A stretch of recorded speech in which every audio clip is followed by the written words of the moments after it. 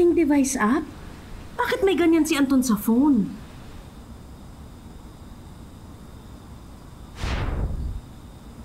Nakakonekto ang telepono ko sa tracking device. Kaya kahit saan magpunta si Rhea, masusundan ko siya.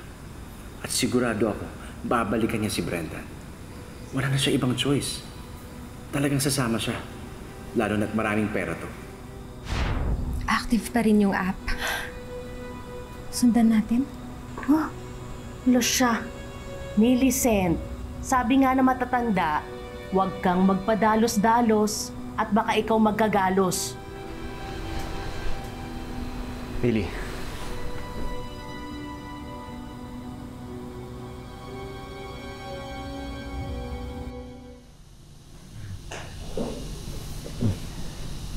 Anton, how are you feeling?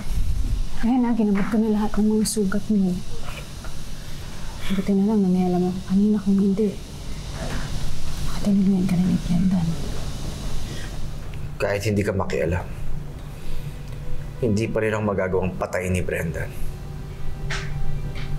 Talagang confident ka na hindi niya gagawin yun, ha? Dahil mas importante sa kanya ang pera kaysa sa buhay ko. Sa bagay, tama ka naman.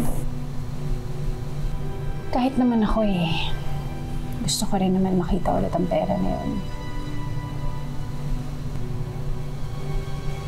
Ganun ba talagang ka-importante ang pera para sa'yo? Ha? Ano pa nga ba?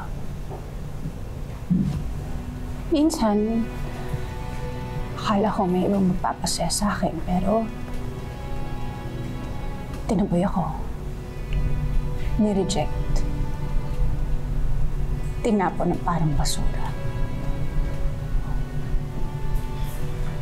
At least ang pera mas attainable.